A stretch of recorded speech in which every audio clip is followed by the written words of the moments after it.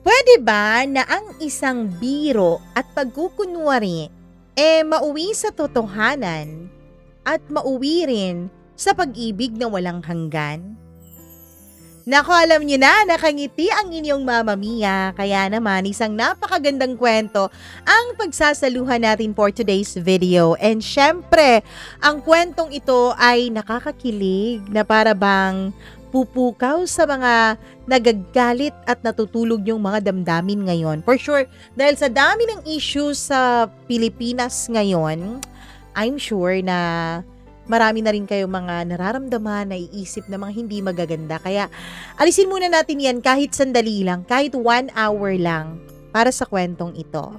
Eto na po ang inyong paboritong programa, ang Dear Mamma Mia.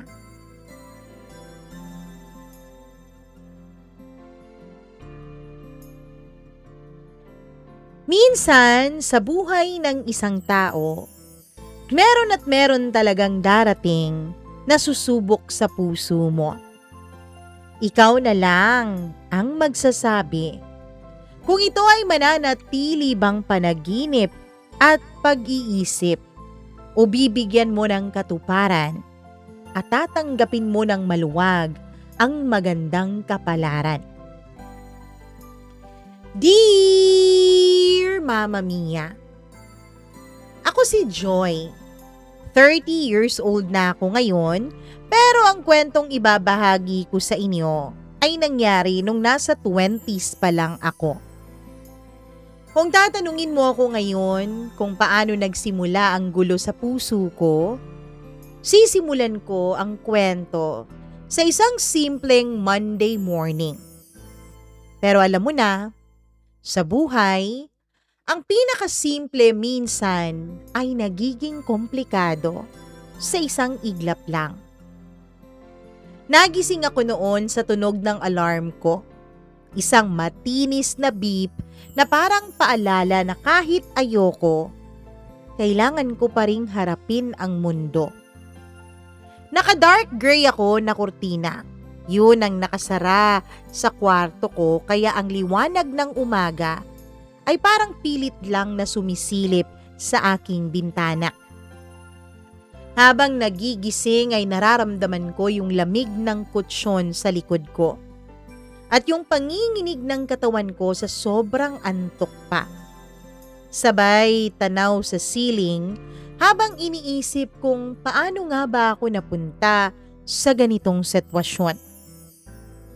Alam mo, yung akala mo na kapag 26 ka na, marunong ka nang mag-handle ng iyong love life.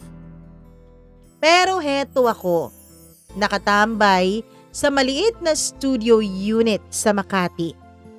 Iniisip kung paano ko haharapin si Jello, ang ex ko na biglang bumalik sa buhay ko nang wala man lang warning. Nangyayari yun talaga sa mga tao, di ba, Mamma Mia?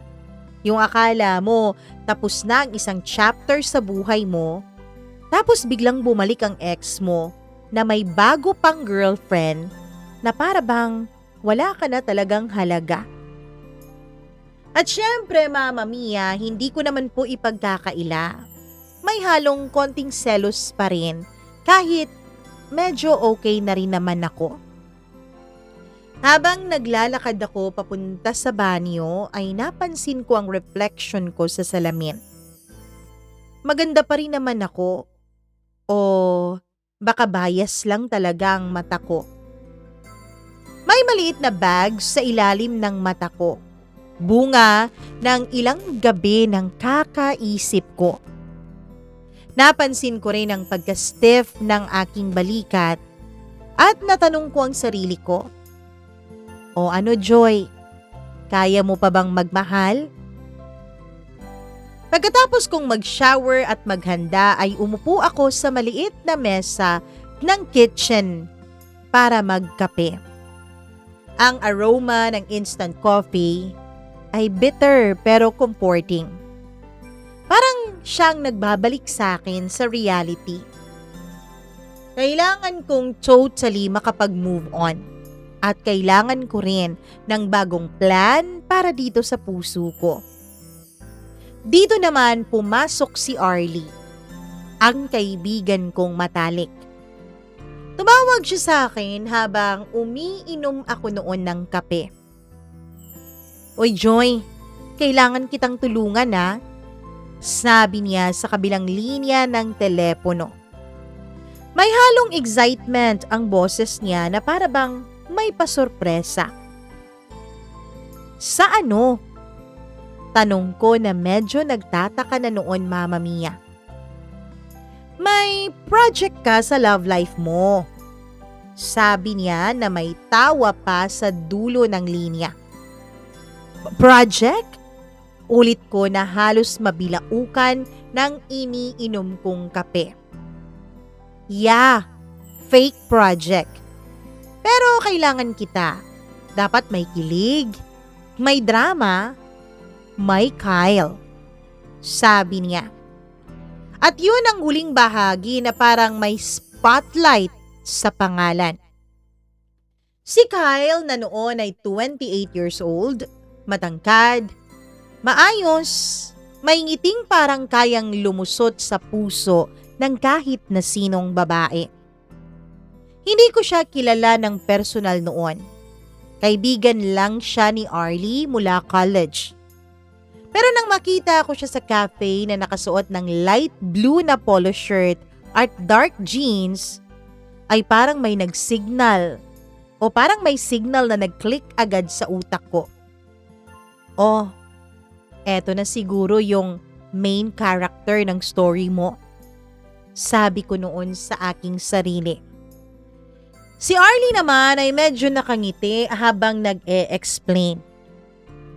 "Kailangan mong magkunwari na may boyfriend ka na, no? Para matakasan yung hambog na jello na yan. Alam mo naman yung lalaking yun, akala siya yata ang gift of God to women dito sa mundo, no? Si Kyle, mabait yun. Tutulungan ka niya. Fake lang naman, promise. Pero kailangan mo siyang ituring na real, lalo na kapag may ibang tao sa paligid ninyo." Paliwanag pa ni Arlie. Habang nakaupo kami sa may cafe ay napansin ko ang mga detalye sa mukha ni Kyle. Ang korba ng labi niya. Ang hugis ng kilay niya na parang nakaka-intimidate pero approachable naman. At yung paraan ng pagtitig niya na parang alam na niya agad kung may iniisip kang kabulastugan. Ewan ko, Mama Mia, I don't know kung dahil lang ba sa gwapo siya, pero pakiramdam ko ay may magic nung mga panahon na yon. Sa simula, nakakatawa talaga ang plano ng best friend ko. Nakakatawa pero at the same time, stressful. Para kang nagro-roleplay. Para kang may pinaninindigan na karakter sa isang role-playing game sa real life. Okay lang to, sabi ko sa sarili ko. Fake lang naman eh. At saka inexplain naman na ni Arlie kay Kyle ang lahat. Pero kahit iniisip kong fake lang, nararamdaman ko, Mama Mia, na tila may puwang na unti-unting sumisingaw sa puso ko tuwing nakikita ko si Kyle. Habang nagkakape kaming dalawa at nag-uusap tungkol sa mga rules ng fake relationship namin, ay sinimulan naming pag-usapan ang mga scenarios. Pero bago ko i-share sa iyo yun, Mama Mia, baka nagtataka ka kung paano napapayag ni Arlie itong si Kyle sa ganitong setup. Well, ang sabi ni Arlie, malaki raw ang utang na loob ni Kyle sa kanya. Ang daming beses na raw niyang tinulungan itong si Kyle. At ang daming beses na rin daw nagsabi si Kyle sa kanya ng I owe you one.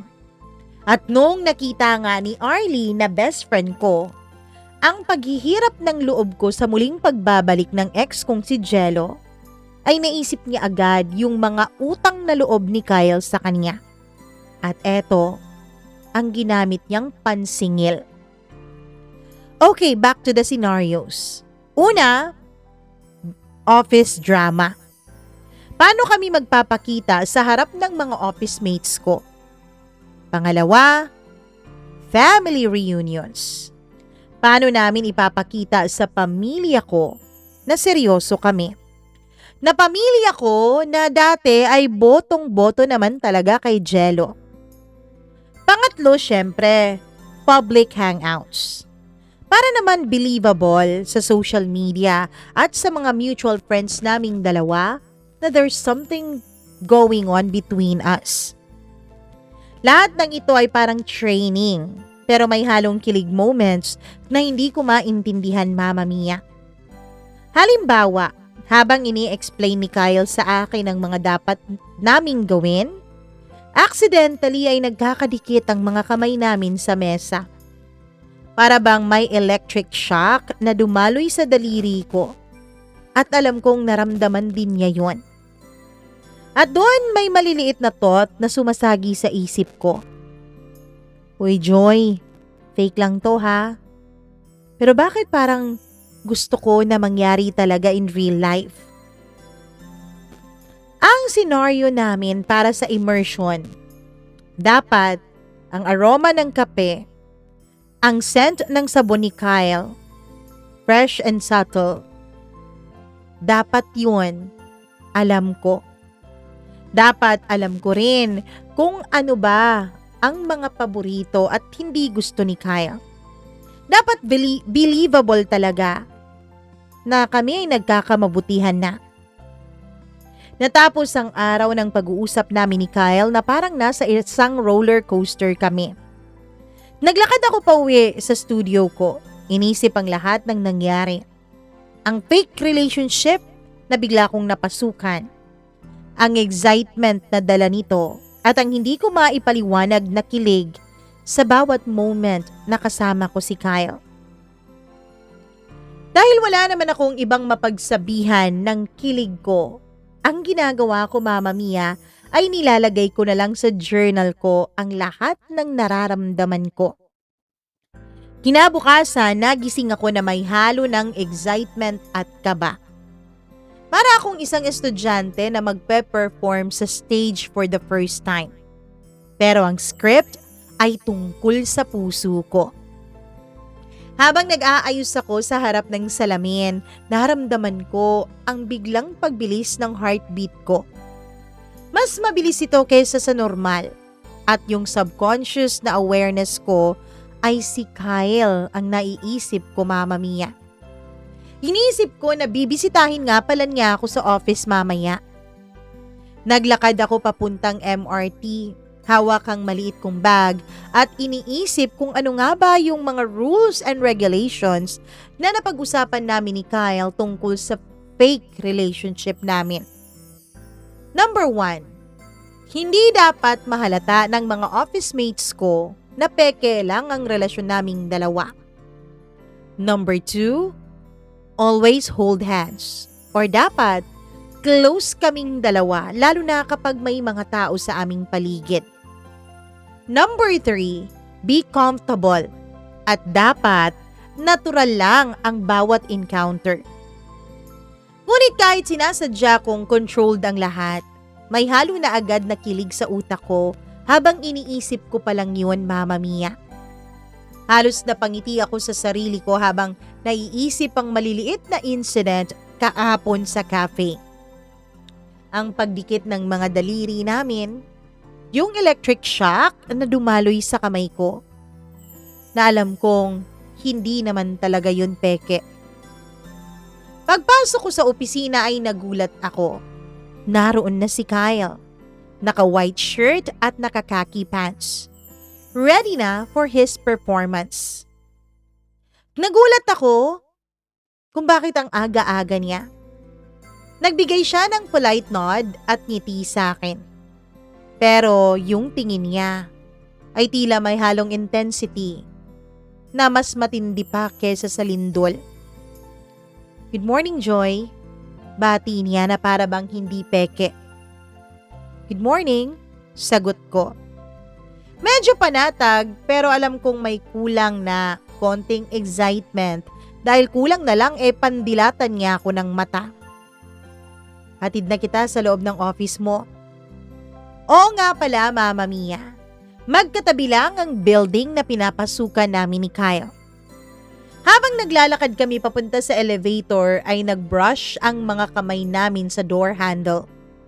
Para bang lahat ng ingay sa paligid, keyboard typing, office chatter, ay biglang nawala. Naiwan lang kami sa moment na hindi ko alam kung scripted pa ba o hindi na.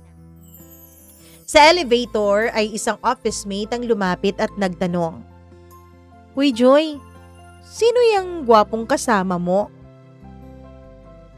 Agad namang sumagot si Kyle bago pa ako magkapagsalita. "I'm Kyle. I'm her boyfriend," sabi niya. Napangiti lang ako sabay hawak sa kamay ni Kyle. Hindi ko alam kung bakit pero parang may pride na pumasok sa puso at pagkatao ko nung sinabi ni Kyle that he is my boyfriend.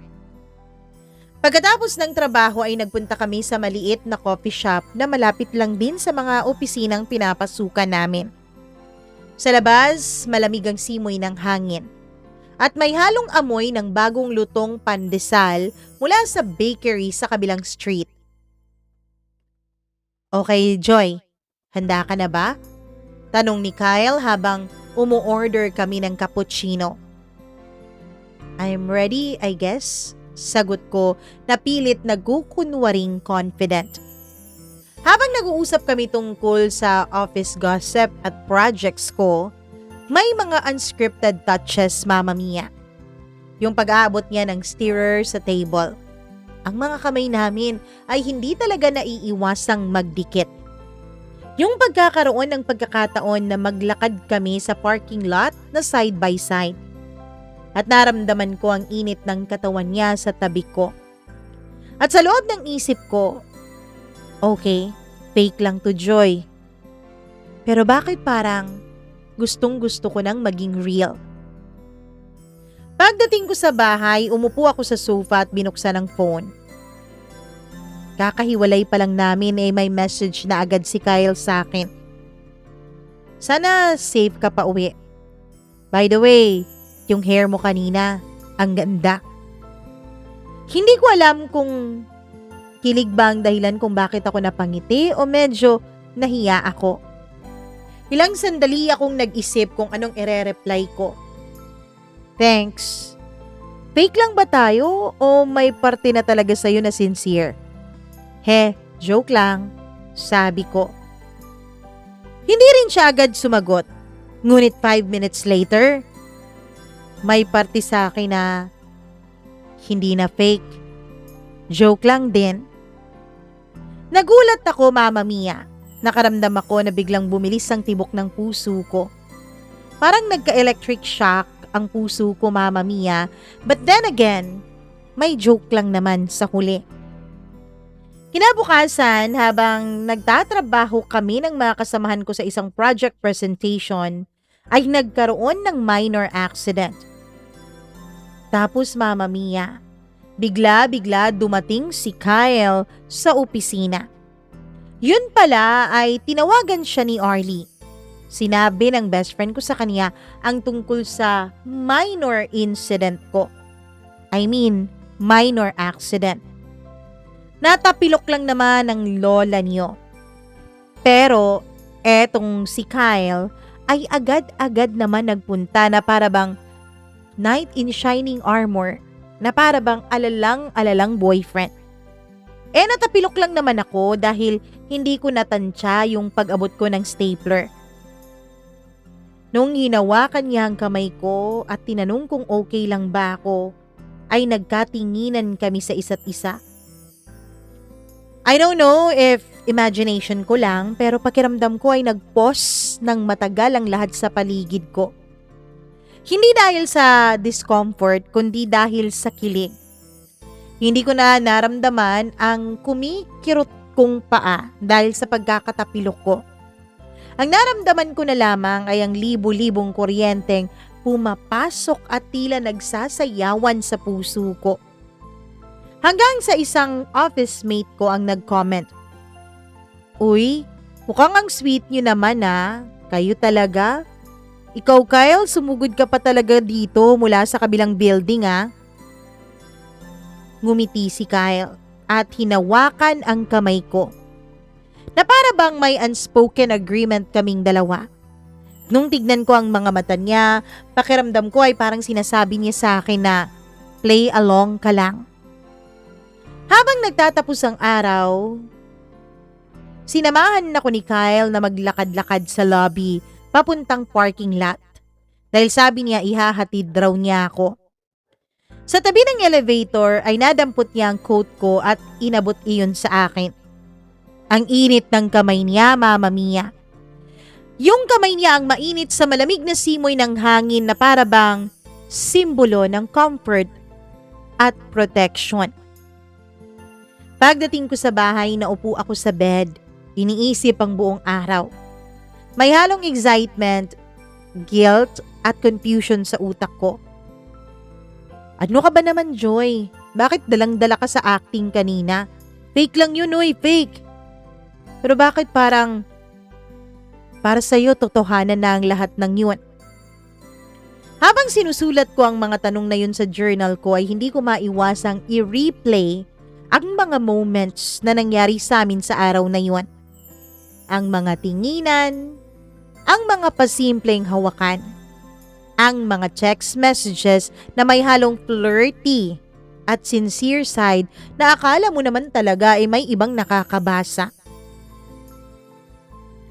Ramdam ko noon na sa bawat script moment namin ni Kyle, unti-unti ay parang hindi na scripted ito sa puso ko. At kahit alam kong fake ang simula namin, alam kong hindi ko made-deny na parang may totoong spark na sa pagitan naming dalawa. Pagkalipas ng ilang araw, simula na naman ng linggo ay napansin ko na sa bawat araw na kasama ko si Kyle ay parang isang mga maliliit na episodes ng drama sa TV. Sa opisina, sa mata ng publiko, ay controlled at scripted ang tingin namin sa aming aktingan. Pero sa likod ng mga mata namin, ramdam ko, Mama Mia, na may ibang dimensyon na unti-unti naming tinutuklas. Isang hapon nag-text si Kyle sa akin. Pwede ba kitang i-practice bago dumating ang audience mo dyan sa office? Nagkita kami sa studio unit ko. Wala kaming ibang taong kasama. Walang camera, walang pressure. Para itong rehearsal lamang. Pero ang tension ay parang nakacharge sa hangin. Habang nag-uusap kami tungkol sa office scenario na gagawin namin, aksidente kaming nagkalapit, Mama Mia. Ang mga mata namin ay nagtagpo sa loob ng ilang segundo at naramdaman ko ang init ng kaniyang presensya. Hindi na ito parte ng script. Para bang may magnetic pull na hindi namin kayang maipaliwanag. Okay, Joy, next line na. Sabi niya nang medyo malapit talaga sa tenga ko. Okay, I'm fine. Sagot ko na parang normal lang. Pero sa loob ng isip ko, tinatanong ko, ano ba to, Joy? Bakit parang nanginginig ang kamay mo dyan kahit scripted lang naman yan?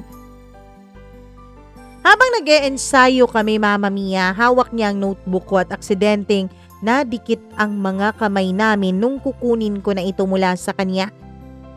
Habang nagpapaliwanag siya ng mga possible dialogue namin, unti-unting nagbabrush yung mga braso namin sa isa't isa.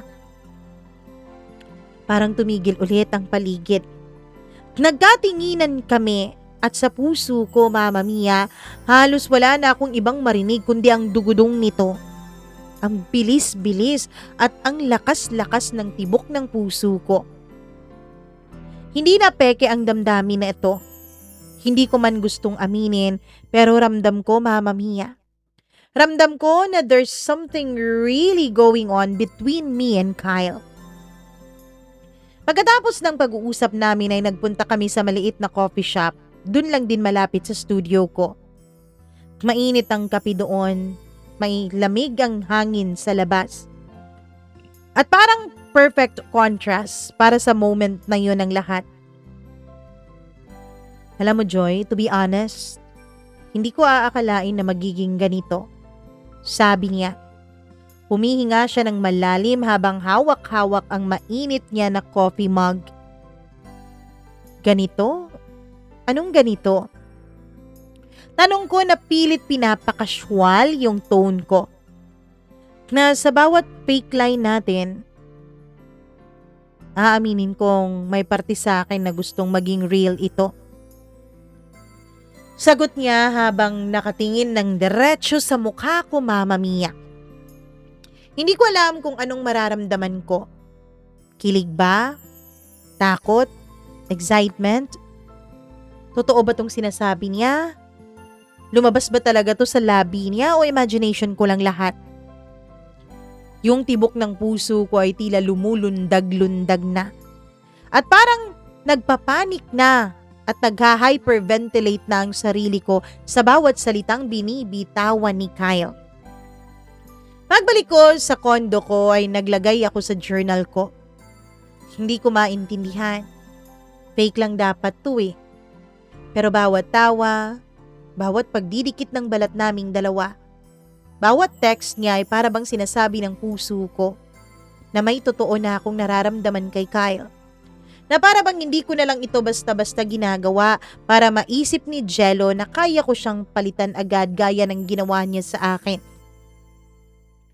Habang nagmumuni-muni ako ay nakatanggap ako ng text mula kay Kyle. Pwede ba kitang samahan bukas pa uwi para safe ka? Sure, thanks, sabi ko. Kinabukasan habang naglalakad kami sa parking lot, sa malamig na simoy ng hangin, ay hawak niya ang kamay ko. Sabi niya may mga manakanakang kakilala daw kami na dumadaan. Para daw kapani-paniwala talaga ang pagiging bang boyfriend at girlfriend namin. Hindi ko po maiwasang mag-blush nung ramdam na ramdam ko ang init ng palad niya sa palad ko. Nakakaramdam ako ng tensyon, Mama Mia. Ang bawat haplos, ang bawat pagkakadikit ng mga balat namin ay tila ba nagsisindi ng isang kakaibang apoy. Apoy na hindi nakakapaso, kundi nakakagaan ng damdamin. Sa sumunod na araw sa office ay may bago akong kasama na isang bagong hire sa kumpanya. Isang babae, maganda siya. Noong dinalaw ako kunwari ni Kyle sa opisina, ay lumapit ang kaopisina kong bago sa kanya. Nagkaroon ako at nakaramdam ng unang sense of possessiveness, Mama Mia. Hindi ko pa man lang kayang aminin noon pero sa loob ko, nasigurado ko na hindi ko na lang ginagawa ang bagay na to para iparamdam at ipakita kay Jello that I have moved on. Kundi ginagawa ko na ito dahil nararamdaman ko na ang pagmamahal ko kay Kyle. Bakit parang ayokong nakikita siyang may kasamang iba? Si Kyle naman, I know na napansin niya ang tensyon sa mukha ko. Nagbigay siya ng matipid at maliit na ngiti sa akin. May halo ng pakiusap na para bang sinasabing, "Uy, relax ka lang dyan. Fake nga lang to, 'di ba?" Pero Mama Mia, ewan ko. Kahit ilang beses ko pa talagang sinabi sa sarili ko na peke lang naman to. Wala lang to kaya hindi dapat ako nagsiselos pero inis na inis talaga ako dun sa bago kong co-workmate. Kulang na lang hilahin ko yung mahaba niyang buhok na kakariban pa lang. Isang araw, Mama Mia, nagdesisyon kami ni Kyle na gumawa ng practice date sa weekend para sa official story naming dalawa. Kailangan parang nagdi-date kami. Umaga, coffee sa isang cafe na may pa-view pa ng city skyline. Nagpipicture-picture pa kaming dalawa. Sa tanghali, walk sa may park nang magkahawak kamay. Sa hapon, nagpo-post kami ng photo op para sa social media namin.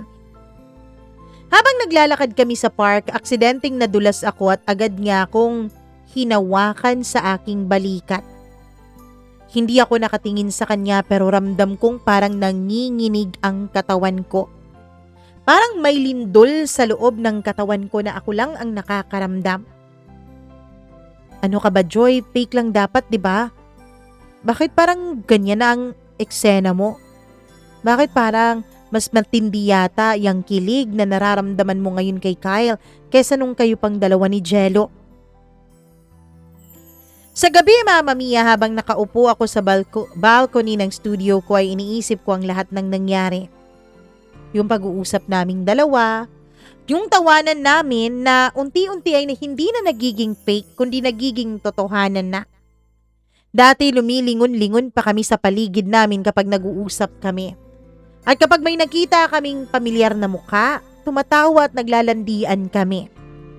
Pero sa mga nagdaan na mga araw ay parang naging natural na lang sa amin ang magtawanan, maglandian at mag-usap na para bang wala na kaming pakialam kung may nakakakita man sa amin o wala. At kahit walang nakakakita o nakakabasa, lagi kaming magka-text sa isa't isa. Yung mga text messages niya sa akin ay ramdam kong may halong concern kaya kinikilig ako. Mama Mia, nung mag-iisang buwan na ang pagpapanggap namin ni Kyle, ay ramdam ko na ang bawat moment na magkasama kami ay parang nagiging doble ang meaning sa akin. Sa harap ng ibang tao, iniisip kong scripted lang to. Pero sa loob-loob ko, Mama Mia, sa sariling ritmo ng puso ko, alam kong hindi na lang ito basta script. Alam ko na nahuhulog na ako kay Kyle. At yun ang isang bagay na ayoko sanang mangyari. Yun ang isang bagay na iniiwasan ko dahil kaya nga ako nakikipag-fake relationship kay Kyle para makaiwas sa sakit na dala ni Jello. Tapos ngayon eto ako, panibagong sakit yata ang papasukan ko. Isang gabi, patulog na ako nung mag-text si Kyle. Pwede ba tayong mag-usap? Pwede ba kitang puntahan? Mahalaga lang to. No Kyle. Ako na lang ang pupunta kung nasan ka. Okay. I'm here. Sa coffee shop sa harap ng condo building nyo. Gulat na gulat ako, Mama Mia. Hindi ko man lang alam na nandoon pala siya. Pagpunta ko roon ay nasa may rooftop siya. Malamig ang simoy ng hangin. At nakatayo siya sa tabi ng railing, overlooking ang city lights. Ang mga ilaw ng kalye ay naglalaro sa mukha niya at parang nag-highlight ng mga detalye sa kanya. Yung napakagandang kurba ng kanyang labi, ang intensity ng kanyang tingin at ang paraan ng pagkakahawak niya sa mug ng kapeng in-order niya. Alam mo, Joy, I don't know kung nararamdaman mo rin to. Panimula niya habang humihinga ng malalim. Nararamdaman? Ang ano? Tanong ko na pilit binabaliwala ang iniisip ko, Mama Mia. I don't know kung nararamdaman mo o nagtatanong ka sa sarili mo kung fake pa rin ba to o hindi na. Parang tumigil ang oras nung marinig ko ang mga salitang yun mula mismo sa labi ni Kyle. Hindi ko alam kung anong sasabihin ko. Ang puso ko ay parang lalabas na sa sisidlan nito. Excited na excited ako pero may halo ring takot, Mama Mia. Dahil baka naman pinagtitripan lang ako nitong si Kyle. Baka naman hindi to totoo tapos ang ending may pa-joke-joke siya sa huli. Fake lang naman to, 'di ba? Sabi ko. Pilit pinapakita ang in control ako, Mama Mia. Ayoko yatang pagtawanan niya ako kung sakali mang aminin ko sa kanya ang nararamdaman ko. I know, Joy. Pero ang bawat hawak, ang bawat tawa, ang bawat tinginan, pakaramdam ko parang hindi na parte ng script . Sagot niya, Mama Mia. At dahil sa sagot na yun ay tila mas lalo kong naramdaman ang init ng presensya niya sa tabi ko. Pagkatapos ng coffee date na yon, naglakad kami papunta sa baba. Ang lamig ng simoy ng hangin ay tila contrast sa init ng katawan naming dalawa na halos magkadikit na habang naglalakad. Mama Mia, habang naglalakad kaming dalawa ay may nakasalubong kaming office mate ko. Automatic nag-interlock ang mga kamay at daliri naming dalawa ni Kyle. Nung naghawak kami ay parang nag-pause ng matagal ang mundo. Pareho kaming natigil sa paglalakad na para bang pareho naming naramdaman ang bulta-bultahing kuryente na dumaloy sa aming mga katawan. Hindi naman sa nag-uusap kaming dalawa pero ramdam ko talaga yung tension, yung excitement at yung curiosity. Pero as usual, may parte na naman ng sarili ko na nagsasabing peke lang to, Joy, kaya wag kang umasa. Pagdating ko sa kondo ay naupo agad ako sa sofa. Hawak ko ang phone ko. Ilang saglit pa ay may bagong message na naman mula kay Kyle. I know that you're afraid, Joy. Natatakot din naman ako na baka masaktan kita. Pero hindi ko na kayang itago eh. Hindi ko alam kung tatawa ba ako o maiiyak. Pero Mama Mia, hindi ko na halos makontrol ang puso ko. Parang may sarili siyang ritmo. Parang ini-electrocute siya. Hindi ko rin alam, Kyle. Pero aaminin ko sa'yo, may parte sa puso ko na gusto ka na. Hindi ko napigilang sagutin yon, Mama Mia. Nagready na ako talaga, baka sabihin niyang joke lang yon. Ilang minuto na wala siyang reply. Inisip ko na joke na nga siguro talaga yun eh. Pero parang tumigil ang oras nung matanggap ko ang mensahe mula sa kanya. Me too, Joy. Pero paano natin gagawin to? Handa ka ba? Ang alam ko, kaya mo nga ako kinailangan dahil hindi ka pa totally nakaka-move on, 'di ba? Hindi na ako nag-reply sa message niya na yon. Hindi ko rin naman alam kung anong sasabihin ko. Kinabukasan sa office, mas naramdaman ko ang conflict ng nararamdaman at puso ko, Mama Mia. Habang nagtatrabaho ako sa isang project, ay biglang dumating si Kyle. Busy ako noon, Mama Mia, kaya naman hindi ko muna siya pinansin. Sabi ko, antayin na muna niya ako ng sandali dahil may ginagawa pa ako. Tapos wala pang ang 5 minutes nung pagkasabi kong antayin niya ako sandali, ay nakita ko na yung bago kong kasamahang babae, lumapit kay Kyle. Ramdam ko na agad na parang nagiinit na ang tenga ko. Parang nawala ako sa ganang magtrabaho noon, Mama Mia. Parang naiinis ako na ewan. Hindi ko alam kung ano talaga ang aking nararamdaman. Pero ramdam ko na naiinis ako. Pagsiselos ba to? Hindi to dapat eh. Wala naman akong karapatang magselos. Pero hindi ko talaga maiwasan. Hindi ko maiwasang mapansin at mainis sa kinikilos ng malandi kong ka-workmate na yon. Kyle noticed the tension on my face. Tapos bigla siyang lumapit. Iniwanan niya yung kasamahan kong medyo malandi. Relax, babe. I will wait for you, sabi niya. Nakita kong umismid ang mukha nung kasamahan ko. Pagkatapos ng project ko, ay nag-coffee break muna ako. Nag-usap kaming dalawa ni Kyle sa labas ng opisina.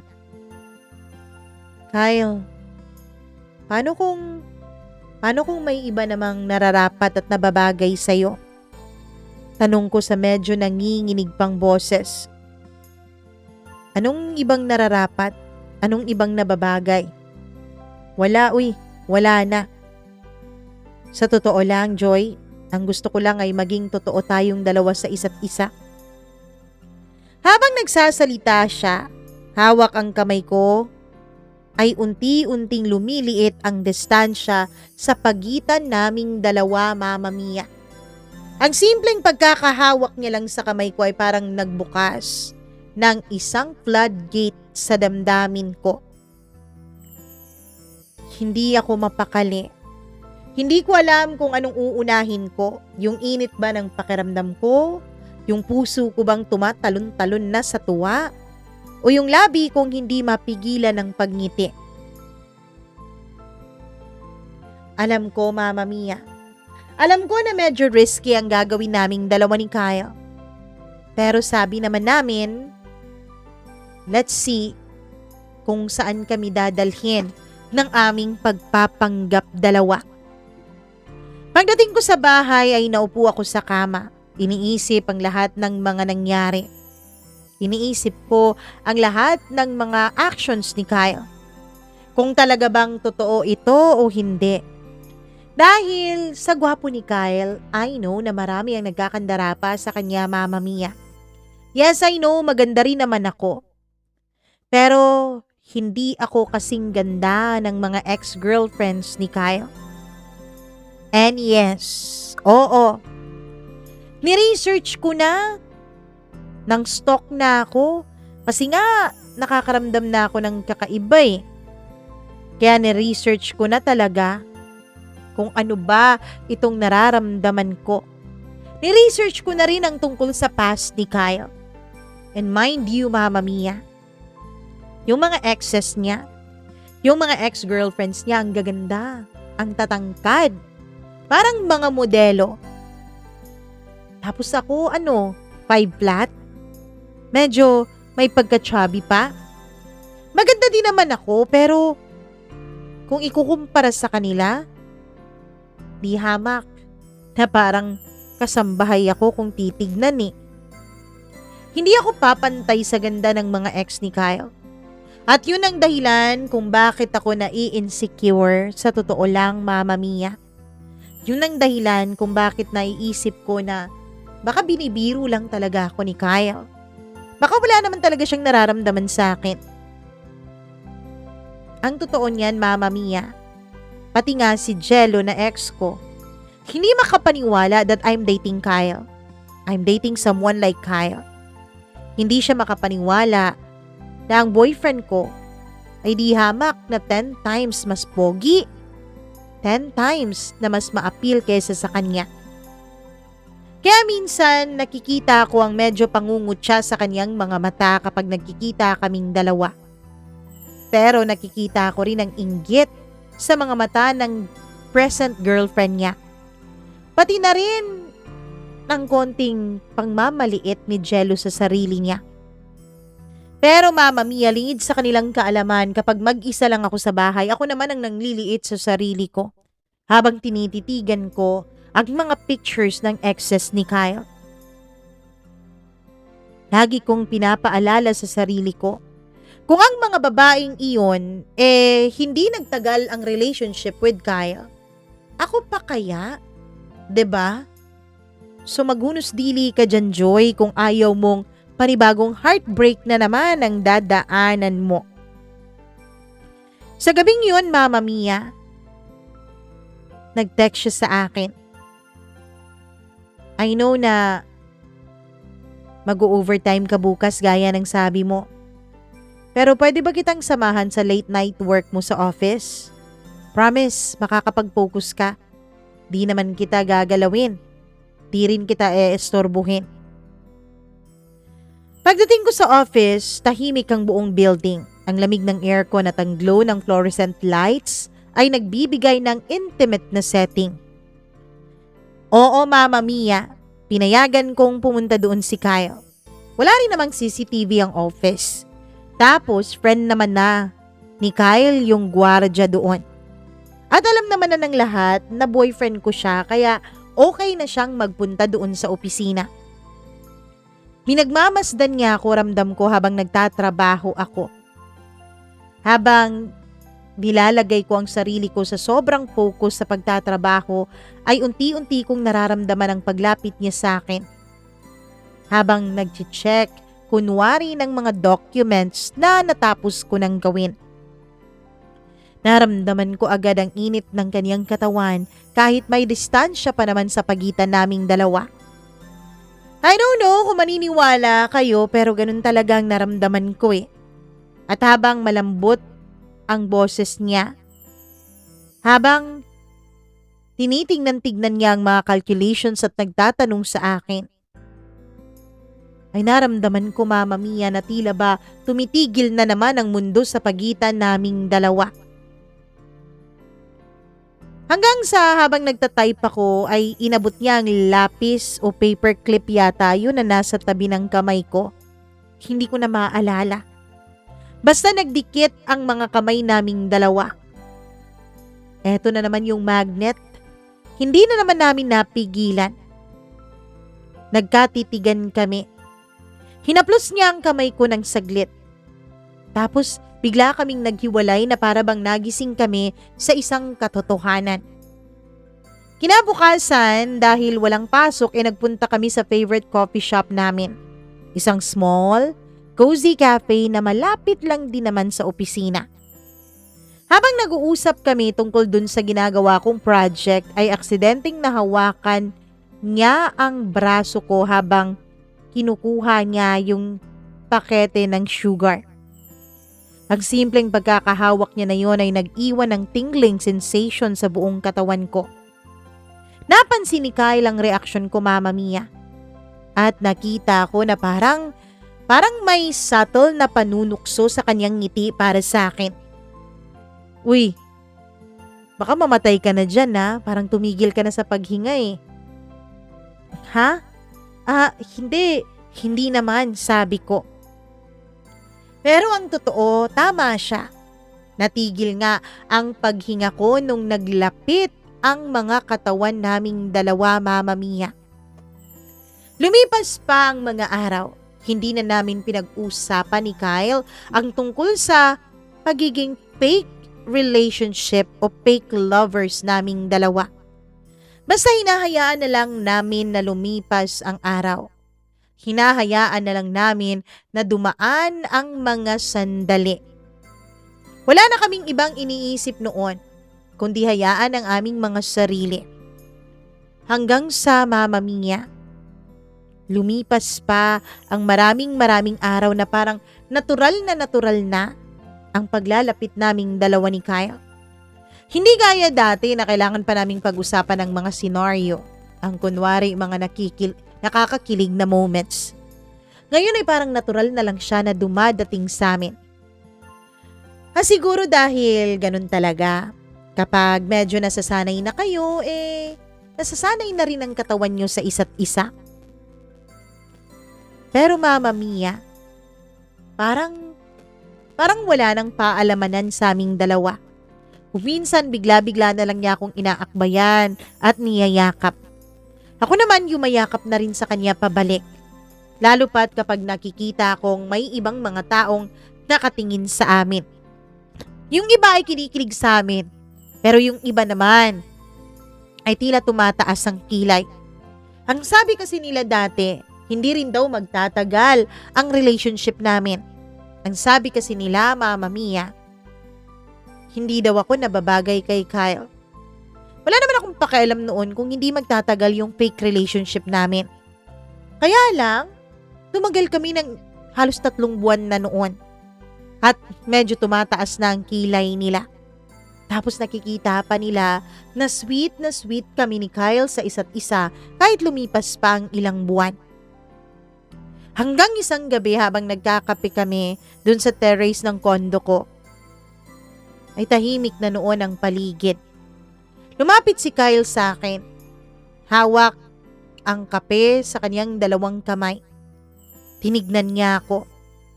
Biglang lumapit ang mukha niya sa akin. Halos magdikit ang mga labi naming dalawa. Tumigil siya. Malapit na talaga ang mga labi namin. Nakaramdam ako na parang may mga bubuyog at mga paru-paro na nagsiliparan sa loob ng puso at tiyan ko. Ang tindi ng tensyon, ang tindi ng kilig na nararamdaman ko noon, Mama Mia. Tapos inilapit pa niya ang kanyang labi sa akin. Hanggang sa magdikit na ito ng bahagya. Nung biglang may nag-doorbell. Kung wala lang sigurong nag-doorbell, Mama Mia, ay baka tuluyan na naming pinagsaluhan ang isang mahaba at matamis na halik. Pero dampi lang ang nangyari dahil pahamak naman ang nag-doorbell. Nung pagbuksan ko ay si Arlie pala riyon, yung best friend ko, yung may idea ng lahat ng ito. "Uy, Kyle! Andito ka pala!" sabi ni Arlie. "Ah, yes. Hinatid ko lang ang best friend mo tapos nakikape na rin." "Oh, kape ba talaga?" sabi niya. Ngumiti na lang ako. Pagkatapos ay nagpaalam na rin si Kyle at ako ay hindi tinantanan ni Arlie ng tukso. Hanggang isang gabi, Mama Mia, may parte sa opisina. Christmas party yon. Officially, kami na ni Kyle sa kanilang paningin. Pinagpapatuloy namin ang aming pagiging fake couple. Pero ramdam ko ang kaba lalo na noong marami-raming tao nang nakatingin sa amin. At dahil ang boss ko ay pinsan si Jello, andun si Jello sa celebration na yun, Mama Mia, kasama syempre ang girlfriend niya. Kaya alam kong kailangan naming mas maging convincing ni Kyle sa isa't isa.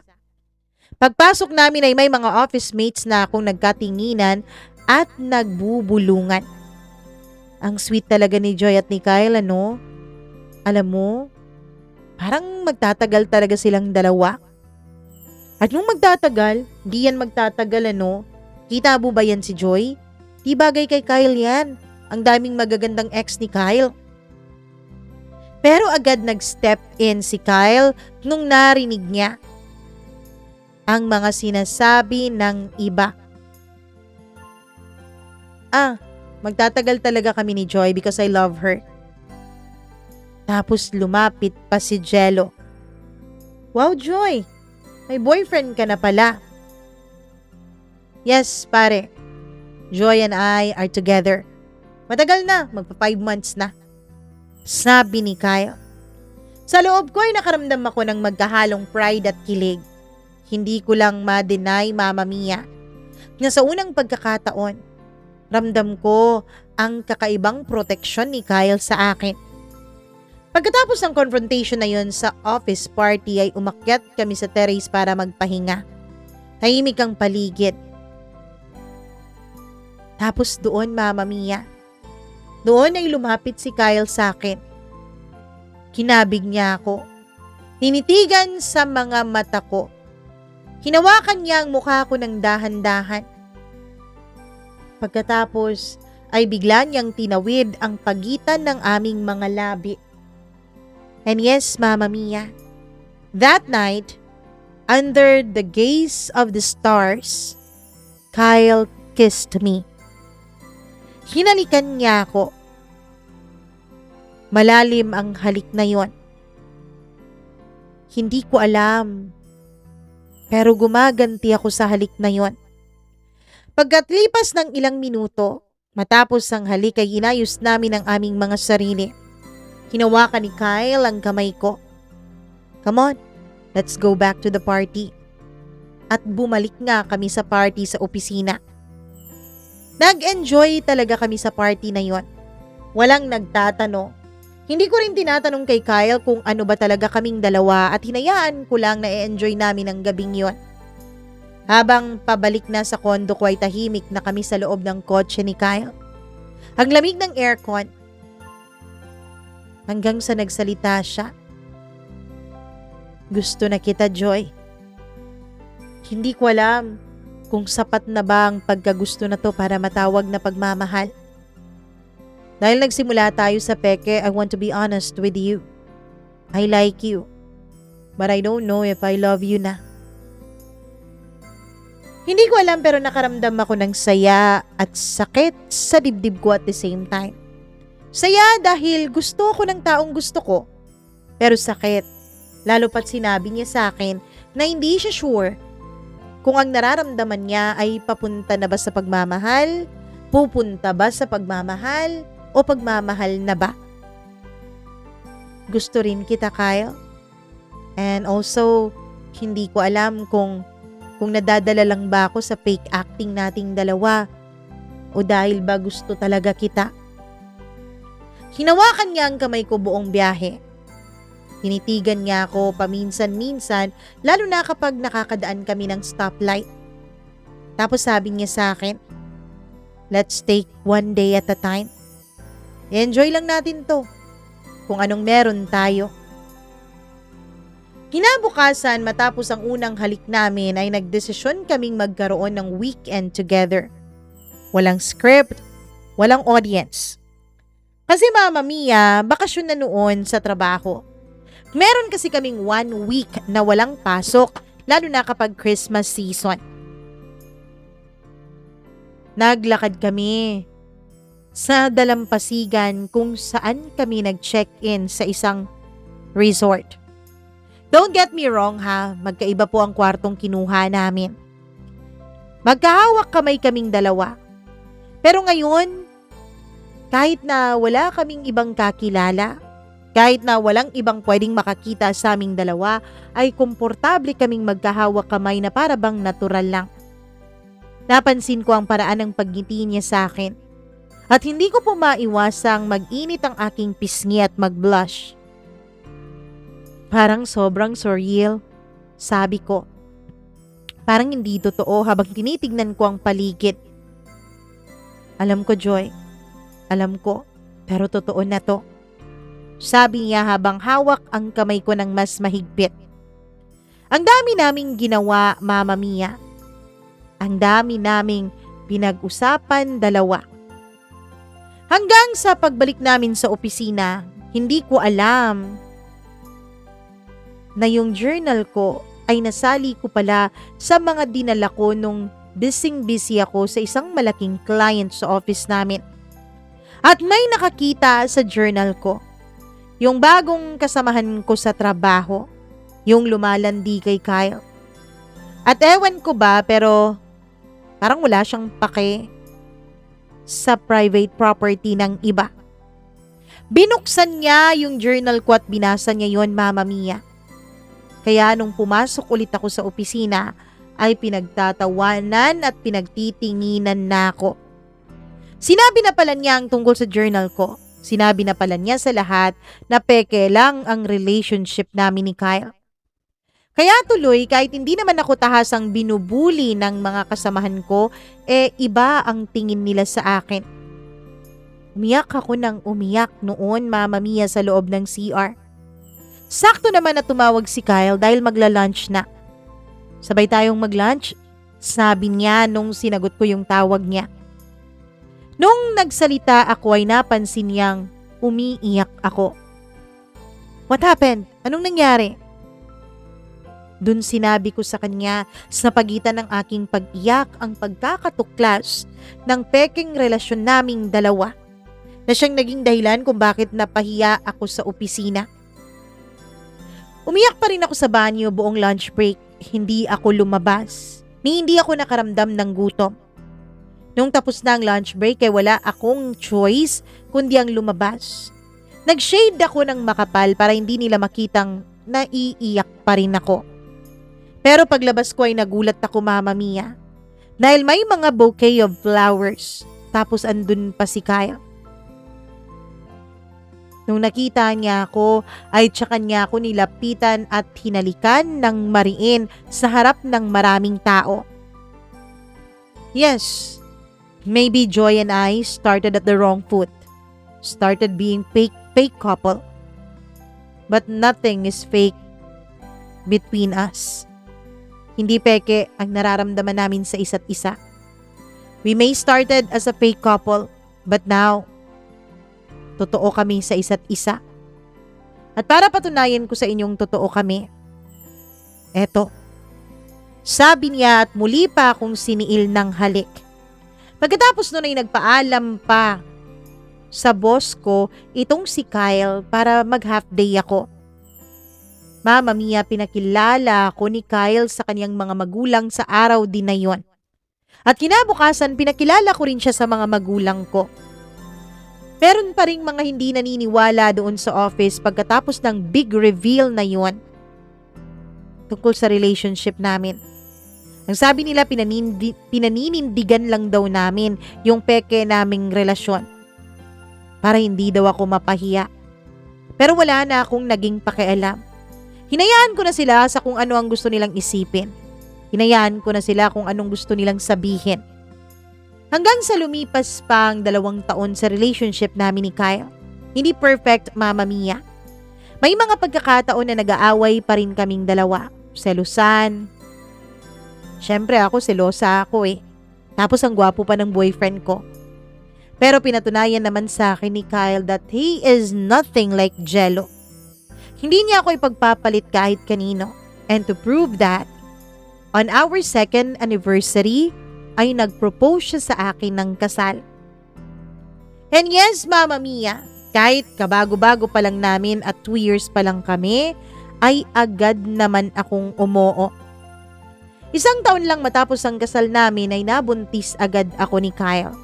And now, 2 na po ang anak naming ni Kyle. 1 babae at 1 cute din na lalaki na manang-mana sa kanya. Sa ngayon, Mama Mia, parang fairy tale po ang storya naming 2 ni Kyle. But don't get me wrong. Ang dami pa ring beses na muntik na kaming sumuko sa isa't isa. Hindi kasi nagtatagal ang pagmamahal kung hindi niyo pinaglalaban. Kasi habang nagsasama kayong 2, may mga bagay kayong madidiskubre sa isa't isa na hindi nyo pala magugustuhan. Pero kapag handa kayong mag-compromise at ipaglaban ang isa't isa, walang imposible. I know, napakaaga pa para sabihin na pang forever na talaga itong sa aming 2 ni Kyle. Kasi sa panahon ngayon, kahit mag-asawa naghihiwalay din naman. Ang akin lang, Mama Mia, hanggat kaya naming 2, ipaglalaban namin itong aming mga nararamdaman, ang aming pagmamahalan at syempre ang pamilyang binuo naming 2 ni Kyle. Hanggang dito na lamang po, Mama Mia, at naway hindi po kayo masyadong naguluhan sa pagkukwento ko sa aming karanasan ni Kyle. Lubos na nagmamahal, Joy.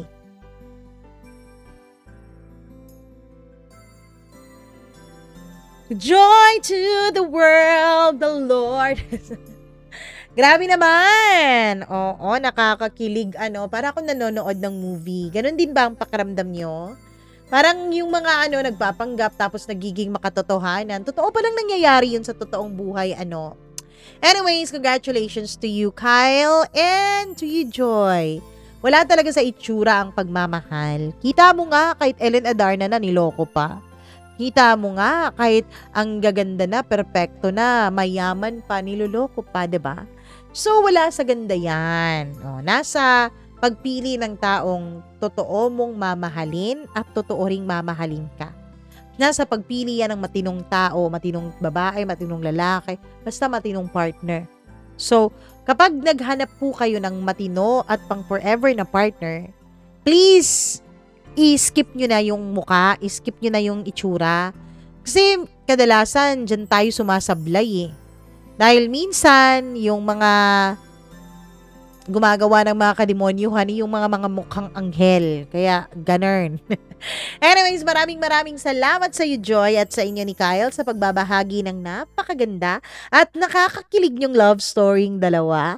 I'm sure marami ang kinilig, kaya kung ikaw kinilig ka sa storyang ito ni Kyle at ni Joy, please do share this video at i-like nyo na rin ang video na to. At syempre, bago tayo magpaalam at tumawag ng kung ano-ano dyan, bago tayo magchikahan, hi muna ako sa ating mga suki na mga members dito sa ating channel. Hello sa inyong lahat. Maraming salamat sa inyong pagpapa-member. Sorry po. Ay, ako sa pinakabago nating member as of recording this video, si Benson Boyser. Ayan, hello din kay Smackdax, kay Colleen Bueno, maraming salamat.